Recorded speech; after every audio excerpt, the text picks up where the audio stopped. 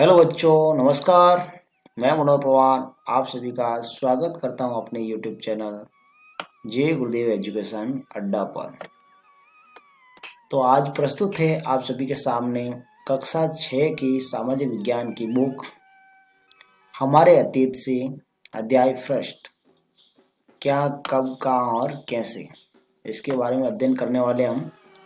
तो आप इसका समग्र वीडियो देखिए और इसके प्रश्नों को आसानी से समझिए, इनकी व्याख्या को आसानी से समझिए।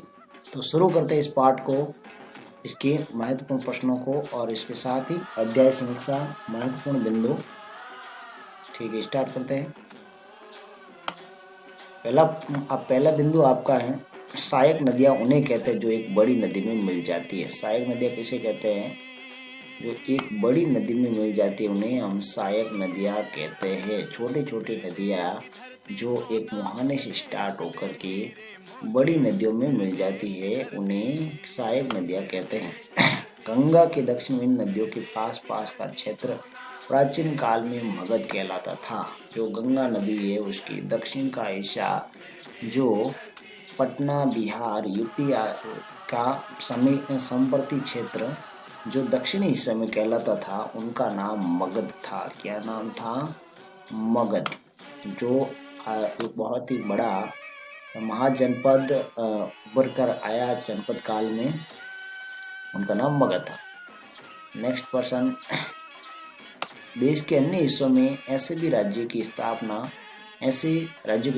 की गई। ऐसे बहुत सारे राज्य महाजनपदों की स्थापना की गई। कुछ लोग नए और रोचक स्थानों को खोजने की चाह में उत्सुकतावश भी यात्रा किया करते थे। ऐसे सभी यात्राओं से लोगों को एक दूसरे के विचारों को जानने का अवसर मिला। जब लोग एक स्थान से दूसरे स्थान पर जाते थे तो वहाँ की संस्कृति, वहाँ का आर्ट एंड कल्चर, हर प्रकार से वहाँ का साहित्य से अभिभूत होते थे और विचारों का एक दूसरे में परस्पर आदान प्रदान होता है। अगला पॉइंट आपका, लोगों के आवागमन में हमारी सांस्कृतिक परंपरा को समृद्ध किया। और जो लोग आए तो कुछ लक्षण हमने उनसे सीखे, कुछ परंपराएं, कुछ सांस्कृतिक कार्यक्रम और कई हमारे जो कार्यक्रम, हमारी जो सभ्यता संस्कृति वो दूसरे लोग अपना कर चले गए। कई सौ वर्षों से लोग पत्थर को तराशने, संगीत रचना, यहाँ तक कि भोजन बनाने के लिए अनेक तरीकों के बारे में एक दूसरे के विचारों को अपनाते रहे हैं। ये एक सतत प्रक्रिया है जो हमेशा चलती रहती है। हमारे देश के लिए हम प्राय इंडिया तथा भारत जैसे नामों का प्रयोग करते हैं। हम अपने देश के लिए कौन से शब्द का यूज करते हैं? इंडिया तथा भारत। इसे हिंदुस्तान भी कहते हैं। इंडिया शब्द इंडस से निकला, जिसे संस्कृत में सिंधु कहा जाता है। इंडिया शब्द इंडस से निकला, जो सिंधु नदी, तो ईरान के लोग, जो सिंधु की उस पार के लोग सिंधु को सिंधु न करके इंडस कहते थे, उससे बन गया हमारा इंडिया। इंडस नदी के इस पार रहने वाले लोग इंडिया कहलाए। अब अगला प्रश्न, अगला आपका पॉइंट, तो अगला पॉइंट आपका ये वाला,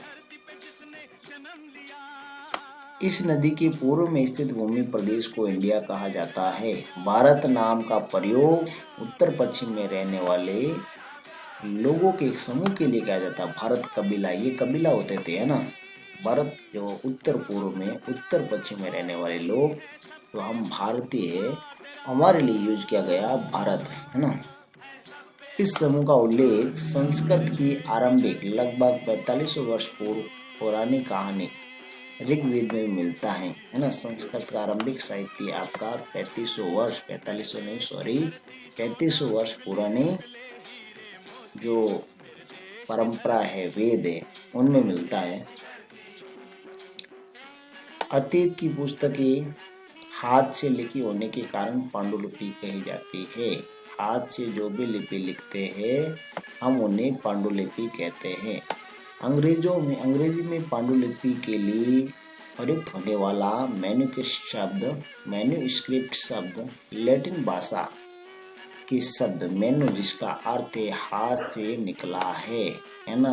अंग्रेजी में पांडुलिपि के लिए प्रयोग किया जाने वाला शब्द है मैन्युस्क्रिप्ट। इस शब्द के लैटिन शब्द है, ये लैटिन शब्द है जिसका अर्थ होता है हाथ से निकला, है ना, हाथ से लिखना। पांडुलिपियां प्राय ताड़पत्रों अथवा हिमालय क्षेत्र में उगने वाले भोज नामक पेड़ की साल से, है ना, जो पेड़ की साल होती है बड़ी विशाल, है ना, उससे विशेष तरीकों से तैयार भोजपत्र पर लिखी जाती थी, उनके प्रणों पर लिखी जाती थी।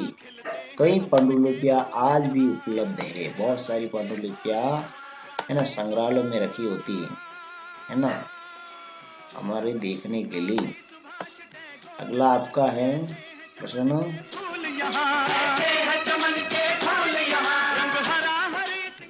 कई लाख वर्ष पूर्व पहले लोग नदियों के तट पर रहते थे। यहाँ रहने वाले आरंभिक लोगों में से कुछ कुशल संग्राहक थे। कुशल संग्राहक का मतलब अच्छा, जो क्या कहते हैं, इकट्ठे करने वाले, बहुत सारे खाने पीने की, खान पान, बहुत सारी ऐसी चीजें जो आम जीवन में काम आए, उन चीजों को इकट्ठा करना संग्राहक की श्रेणी में आता है। और कुछ लोग ही थे जो कुशल संग्राहक थे उस समय के, जो आसपास के जंगलों की विशाल संपदाओं से परिचित है। ये अपना भोजनों के लिए जड़ फलों तथा जंगलों के अन्य उत्पादों को ही का यही संग्रह करते थे। वे जानवरों का शिकार भी करते थे। तो उस समय के जो लोग थे, जो परंपरा प्राचीन काल में, ये कुशल संग्राह कुछ आदिवासी जानवरों का शिकार करते थे, आदि मानव। अब हम बात करेंगे उसके अभ्यास प्रश्नोत्तर की। तो आज अभी इतना ही फिलहाल, हम अगला टॉपिक कंटिन्यू करेंगे इसके प्रश्नोत्तर का अगले नेक्स्ट वीडियो में। थैंक यू, धन्यवाद।